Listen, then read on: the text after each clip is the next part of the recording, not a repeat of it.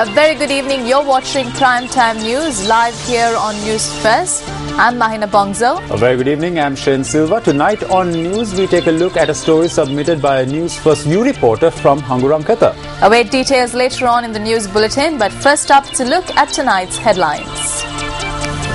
Over 900 injured in Russia as meteor fragments crash earthwards. Senior Minister D.W. Gunasekara reveals that income taxes of officials in key public institutions are paid through the revenue of the institution. A tense situation arises in Jaffna after a group obstructs a Satyagraha campaign organized by the TNA, while a youth killed in a clash at a nightclub in Colombo. We'll take a look at news from here at home first.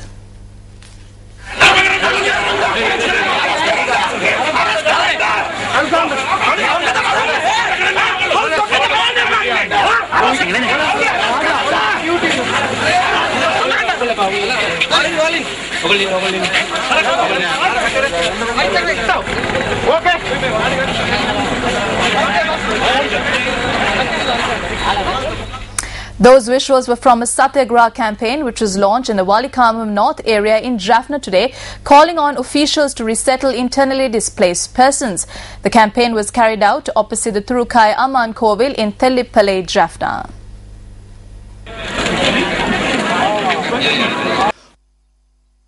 Members from the Tamil National Alliance, United National Party, Tamil People's Front and Democratic People's Front, as well as other opposition figures, participated in the Satyagraha campaign. The protesters called on officials to resettle those who were displaced in the Valikamam North area since the 1990s. A tense situation arose during the Satyagraha when a group of unidentified individuals arrived at the location.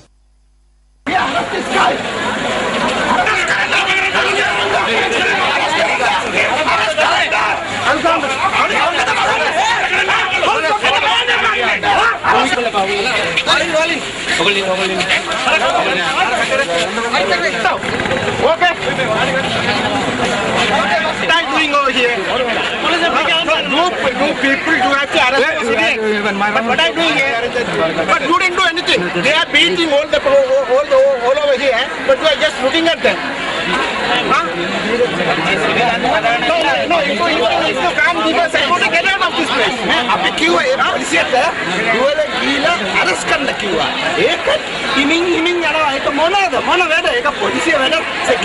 arrest doing your duty.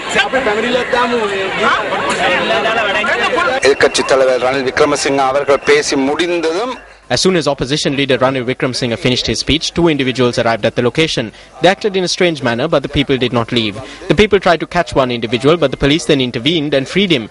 He continued to roam around the location. We urged the police to arrest him. He was later taken away in an army vehicle. It is clear that this was done by the army.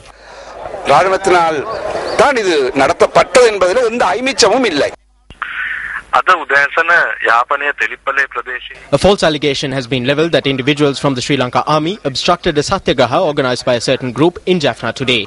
There is no truth to this allegation. It is baseless and has been made to place the army in a difficult position.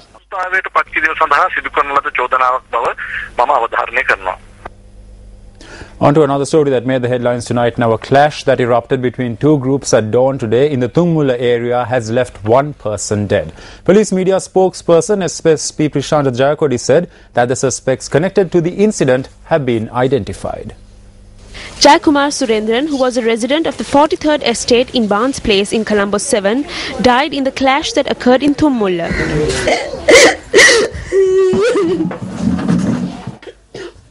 Surendran, who was the eldest son in a family of three, worked as a three-wheeler driver.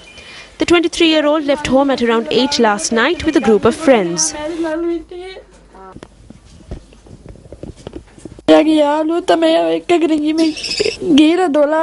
His friends took him when he called me at 12. He didn't say where he was.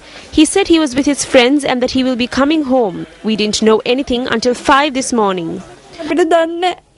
Although Surendran said he will be returning home for dinner, he did not return this morning.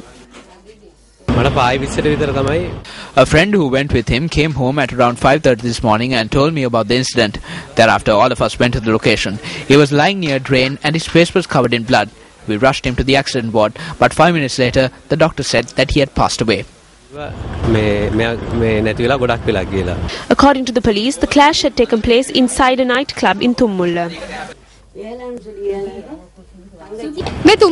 This is the Thumulla Junction. The nightclub where this incident is said to have occurred is located 5 meters from here. An injured Surendran was lying in this location when his relatives arrived at the scene of the incident at 5:30 this morning. Surendran and his friends had arrived at the nightclub at around 12 midnight and had remained there until 3 this morning.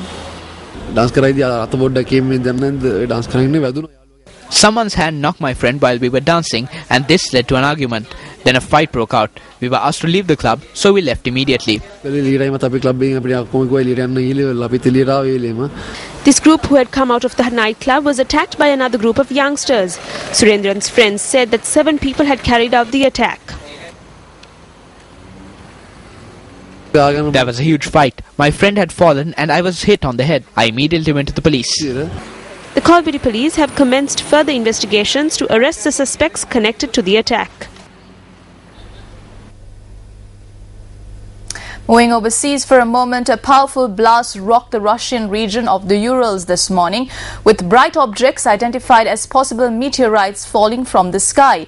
Over 900 people, including 200 children, were injured when a meteorite shot across the sky in central Russia, sending fireballs crashing to earth, smashing windows and setting off car alarms.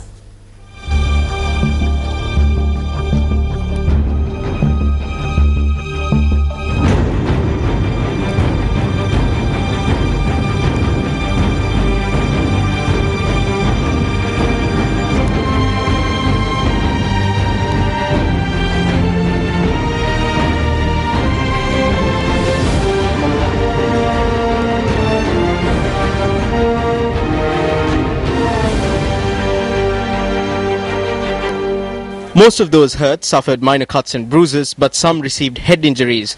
A fireball was seen streaking through the clear morning sky above the city of Yekaterinburg, followed by loud bangs. The meteor is believed to have landed in a lake near Chebakul, a town in the neighboring Chelyabinsk region. Much of the impact was felt in the city of Chelyabinsk, some 200 kilometers south of Yekaterinburg. Officials say a large meteor partially burned up in the low atmosphere, resulting in fragments falling earthwards.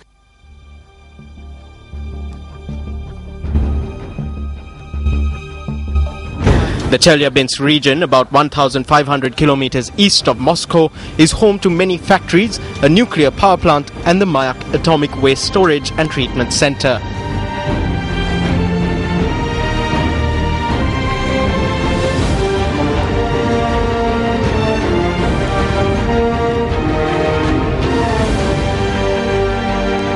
Debris also reportedly fell on the West Siberian region of Tyumen.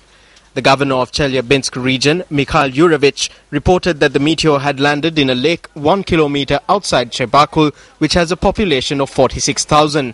Such meteor strikes are rare, but one is thought to have devastated an area of more than 2,000 square kilometers in Siberia in 1908. That event smashed windows as far as 200 kilometers from the point of impact.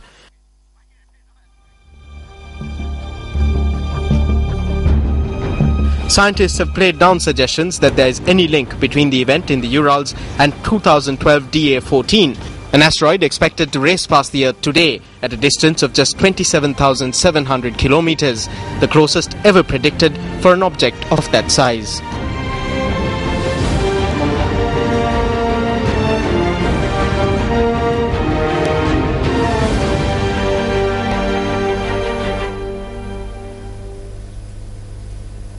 Asteroid 2012 DA-14, as it is known, is the largest known object of its size to pass this close to the Earth.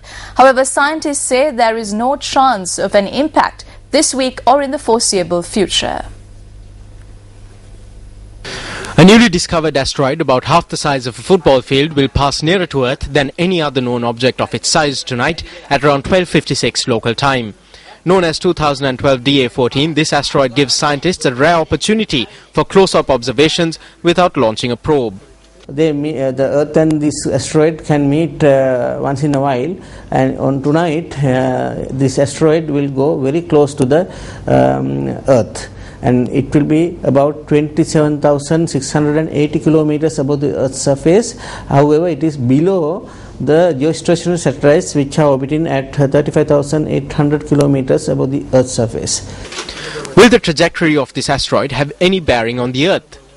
So there is a possibility that some of the satellites might hit, or some of the debris of satellites might hit, but otherwise there will be no harm to the Earth because it will not hit the Earth according to the present calculations done by scientists.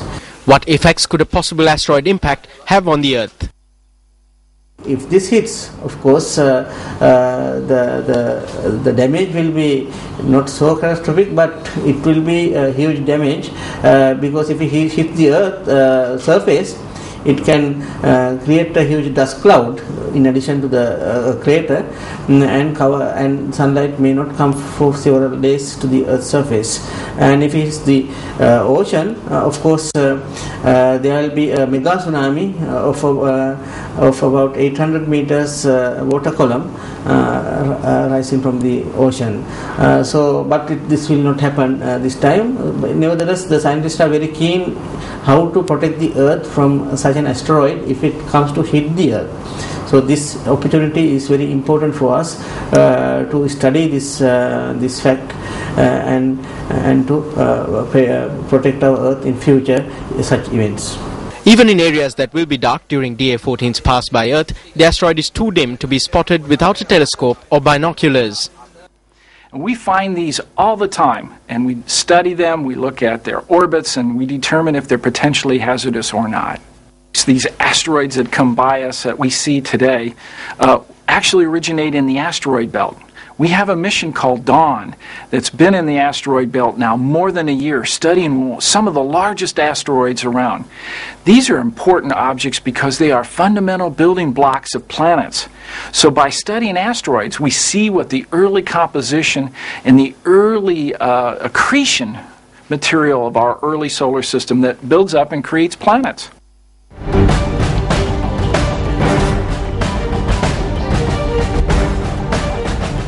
1,080 Postal Service officers were presented their letters of appointment by President Mahinda Rajapaksa today. Officers were recruited to the Postal Service today after a lapse of 16 years. The President presented appointment letters at Temple Trees to 1,080 computer technicians who were recruited under a program to network the Postal Service. Speaking at the event, the President said the Postal Service at present has all the resources necessary to compete with the private sector.